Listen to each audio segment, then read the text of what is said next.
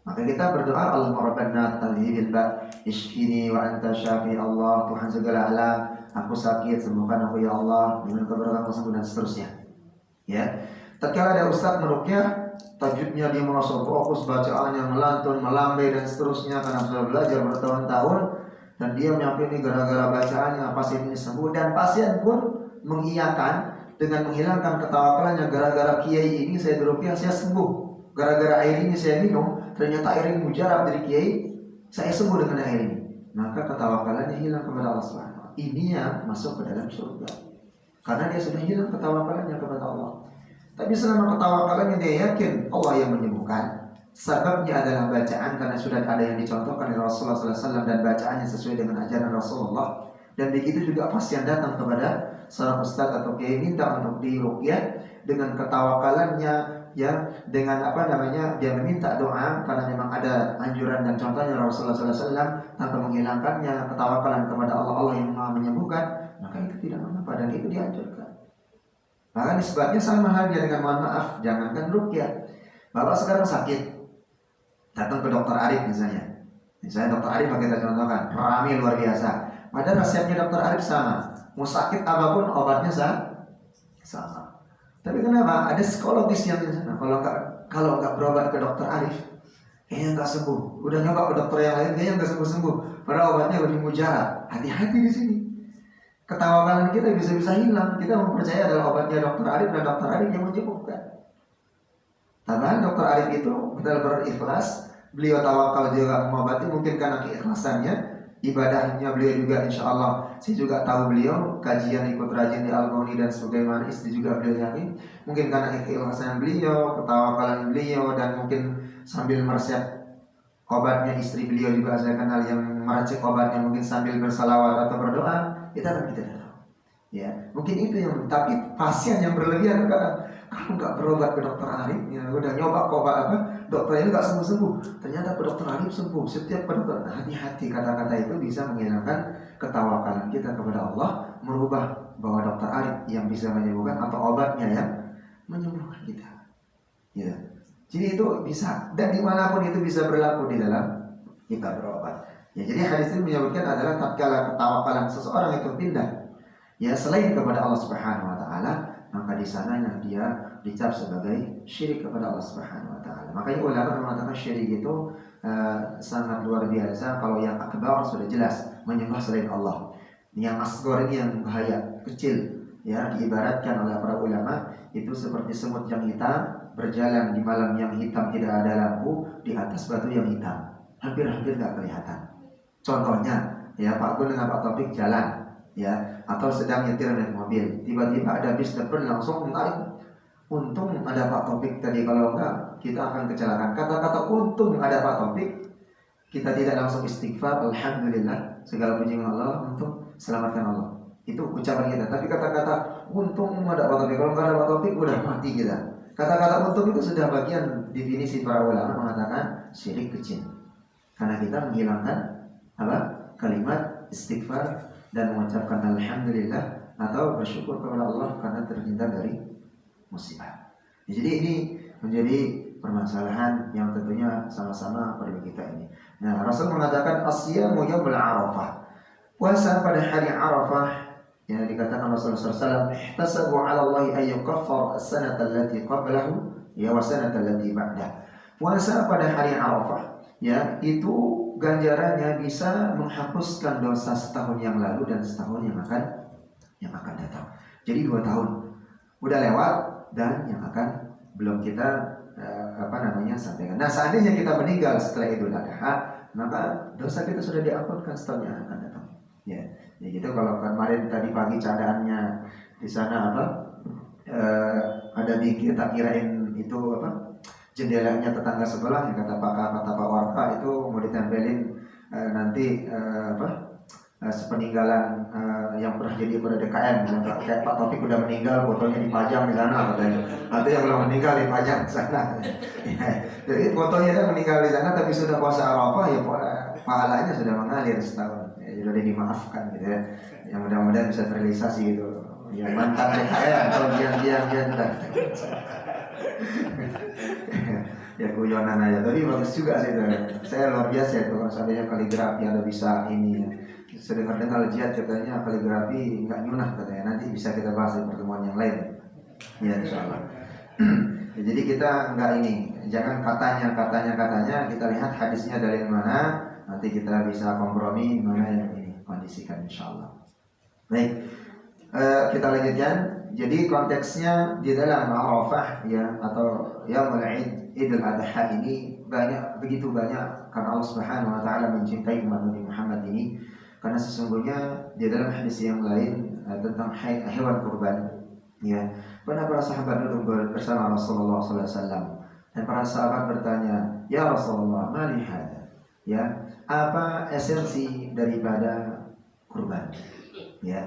Kata Rasulullah SAW lalu mengatakan, sesungguhnya setiap bulu dari hewan kurban yang umatku akan kurban.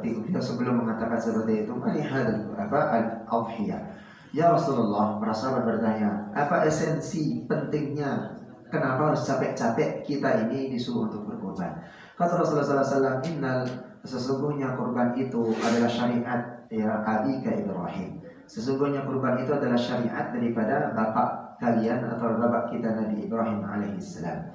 Lalu apa keuntungannya bagi kita? Kata Rasulullah SAW lalu menjawab, keuntungannya adalah setiap bulu daripada hewan kurban yang kalian kurbankan itu akan menjadi pembela, menjadi jaza, pahala bagi orang-orang yang mengorbankannya. Begitu juga dengan domba, ya begitu juga dengan bulu domba. Setiap bulunya itu akan nanti dihitung oleh Allah Subhanahu wa taala, pemberat timbangan di mizan dan menjadi pahala dari setiap orang yang mengorbankan kambing ataupun domba. Ya tinggal pilih bulunya yang paling banyak. Bulunya doang banyak tapi badannya kurus, jangan. Ya namanya kurban itu yang benar-benar chemistry-nya kita, badannya bagus ya, tentunya ganteng, gagah, ya tidak sakit dan seterusnya. Jadi syarat-syaratnya sekira sudah banyak dibahas. Ya tentunya sama-sama bisa memahaminya konteksnya bahwa bagaimana hewan kurban itu yang disyariatkan yang sesuai dengan harusnya secara syariat, dan tentunya sama-sama di dalam penyembelihan itu pun yang perlu kita perhatikan ya, memang ada perbedaan dan tentunya setiap orang yang berkurban berniatkan dirinya kurban, ada hal-hal yang disunahkan dan dan hadis Rasulullah SAW itu diantaranya kalau sudah masuk hari pertama dia di bulan Zulhijjah atau niatnya belum akan berkurban, maka disunahkan dia untuk tidak memotong semua anggota yang ada di dalam tubuhnya yang biasanya disunahkan untuk memotongnya, begitu kuku ataupun rambut atau bulu ketiak, bulu kemaluan dan seterusnya. Ya, jadi itu bagian daripada sunnahnya. Ya, baik tatkala dia sunnah berarti boleh juga memotongnya. Tapi kalau dipotong juga sayang juga, nanti juga sebagai pemberat timbangan untuk bisa diganti dengan pahala Allah Subhanahu wa taala. Lalu jemaah Allah Subhanahu wa taala melanjutkan amalan tadi. Yang pertama berselawat, lalu bersaum atau berpuasa, lebih banyak berpuasa, lalu haji dan umrah. Yang berikutnya adalah kita Rasulullah SAW menganjurkan untuk bertakbir, bertahmid, bertahlil ya. Lalu berikutnya yang kelima itu adalah birrul walidain ya, berbakti kepada kedua orang tua. Kalau sudah meninggal berarti berbanyak kita berdoa di 10 pertama di bulan Zulhijjah. Kalau masih hidup maka di sana tempat kita berbakti ya kita telepon atau mungkin video call ya, minta maaf atau dan seterusnya, atau kita mengirimkan kebutuhan beliau, dan tentunya tidak lupa dengan mendoakan beliau supaya diberikan umur yang panjang. Lalu berikutnya adalah silaturahim ya, memperbanyak silaturahim ya, mengunjungi saudara, mengunjungi tetangga dan seterusnya sambil bertemu ya, bisa seperti ini kajian, kita bisa berdiskusi dan seterusnya. Lalu berikutnya adalah menjenguk orang yang sedang sakit atau saudara kita yang sakit. Lalu terakhir adalah bertaubat kepada Allah Subhanahu wa taala, memperbanyak berdoa, beristighfar atas kesalahan ya, maksiat yang kita lakukan, lalu bersedekah ya semampu kita. Maka ini adalah amalan-amalan yang tentunya jangan sampai terluput dari 10 pertama di bulan Zulhijjah. dan insya Allah masih ada 1 hari lagi yang Idul Adha hari Ahad. Ada yang besok Idul Fitri? Ada yang sholat besok? Kalau besok bisa sholat di Kemon ya, itu Ustaz Amin Mansur di sana, betul Ustaz kita di Al-Ghani juga, khatibnya kepala sekolah Suryanya. Kalau mau yang lebih gede lagi di Oso, itu Ustaz Andri Yamin di sana, ya, khatibnya. Jadi teman-teman Muhammadiyah semua ada yang untuk besok ini. Nah kalau yang mau Ahad, ya, kita al-jihad nggak ada ya? Nggak ada. Kita nggak ada sholat ya? Alhamdulillah, insya Allah ya. Ya. Saya teringat semalam ya mengisi kajian di PTI itu di Buyuk, saya di Panda 8 itu Musalah Al-Hadi. Tadinya menggantikan Ustaz Nur Qasim, saya kira jamaahnya bapak-bapak. Karena pengajiannya jam 19.45. Ya, jam 8 habis Isya. Ternyata ibu-ibu. Luar biasa. Selama saya di Bekasi dari 2005-2006 mengisi pengajian ibu, tumben saya mengisi pengajian ibu-ibu malam. Luar biasa semangatnya. Kepalanya pun 40 tahun ke atas sampai dengan 70 tahun orang tua-tua ya. Sampai dengan jam 9:30. Itu luar biasa. Ya, emak-emak, ibu-ibu ngaji malam. Kajiannya apa? Berat lagi, tafsir. Ya, masa jihad bapak-bapak kayak Pak Taufik udah bertahun, Pak Gun dan bapak yang lainnya baru sampai Isya doang lebih sedikit udah letoy, alasannya mau ngajak antara istri lah, anak pengen inilah. Ya. Ibu-ibu itu saya juga ya Allah, saya mau melanjutin sudah sampai mau jam 9, Bu, sudah mau jam 20.50 saya jawab 45, Ustaz ada pertanyaan katanya. Biasanya kita tanggal jawab, waduh ini sampai jam berapa Bu? Saya bilang, ibu udah malam, pasti kan paginya udah nyuci, masak, ngurusin suami, ngurusin anak. Ya nggak apa-apa Ustaz katanya, karena memang udah ini waktunya. Luar biasa.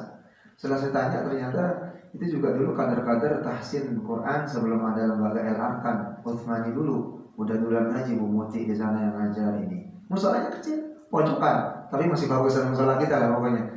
Pokoknya al-jihad itu luar biasa lah pokoknya. Bukan saya sendiri karena ini ada Pak Gun, ada Pak Taufik, bukan. Saya di sini punya cita-cita karena sini tempatnya pojok, tempatnya udah bagus, AC, terus looks lah gitu ya. Pak Pri dengan Pak ini apa namanya? Desainer, kontraktor gitu kan, udah desainnya luar biasa. Terus kubahnya itu sudah mewakili. Kalau orang sunnah yang teman-teman Salafi mengatakan kubah bid'ah atau nggak boleh, nggak lakukan kubah tapi bagus, udah kayak di Madinah gitu, kayak di Kuwait gitu ya, udah bagus, semua dikubahkan juga ya, nggak ada masalah gitu. Jadi luar biasa, tinggal dikondisikan saja bagaimana kita kajiannya hidup nanti ke depan, bagaimana ya ingin sih cita-cita saya manajemennya bagus, bisa contoh bagi yang bahkan masjid bisa studi banding nanti di sana, di sini gitu kan. TPA berjalan, kajian berjalan. Ya jangan kayak ustadz saya yang kayak ustadz kayak musadat begini. Ya jangan begini saja pengajiannya. Ustadz Hadi Hidayat kalau bisa nanti diundang Agim kalau perlu ustadz nasional lah gitu ya. Jangan ustadz yang ecek-ecek kayak saya begini mulu, yang ini sih ustadz Hetami gitu kan. Ya, perlu kalau udah terkenal gitu kan ya ustadz nasional lah. Bisa nanti kan luas lahannya itu masih kosong tuh di depan, ya kan? Perluasan tinggal di babat habis, tinggal diriin tenda kan, mau jamaah 1.000 orang, tinggal ini sampai ke jalan-jalanan. Ya, di Madura saja sampai lorong-lorong rumah itu dibikin tenda, bisa ada kajian kok. Ya nanti ada marawis, ya anak-anak udah banyak, kita bikin marawis untuk marawis, ya kan? Tinggal beli saja bahannya harga marawisnya cuma 3.500.000 sudah bagus kok. Ya tinggal bikin timnya. Nanti bisa dilatih, ya, ngambil di Torik tim marawisnya atau di Terput, tinggal kerjasama. Anak-anak kita kan ada alumni juga, baik itu di Insanoli yang mau Terput mau di mana, bisa dikondisikan, insya Allah bisa. Ini ya. Jadi tetap seperti mungkin saya tidak menyebutnya karena saya di Al-Ghani, ya, karena motonya Al-Ghani berbeda pikiran tapi bisa masuk semua. Teman Muhammadiyah, Nahdliyin, mau Salafi, mau Tabligh semua masuk. Ya, yuk sama-sama jalan. Yang mau zikir ba'da salat, silakan zikir ba'da salat. Yang dengan sir tidak, ya silakan tidak. Yang mau salaman, ya silakan. Masing-masing ada dalil. Ya, yang penting di sini ramai. Intinya, tatkala kita berada di luar, kerja di mana nih di Bekasi, ingin rasanya pulang istirahat salat zuhur itu di Al-Jihad gitu.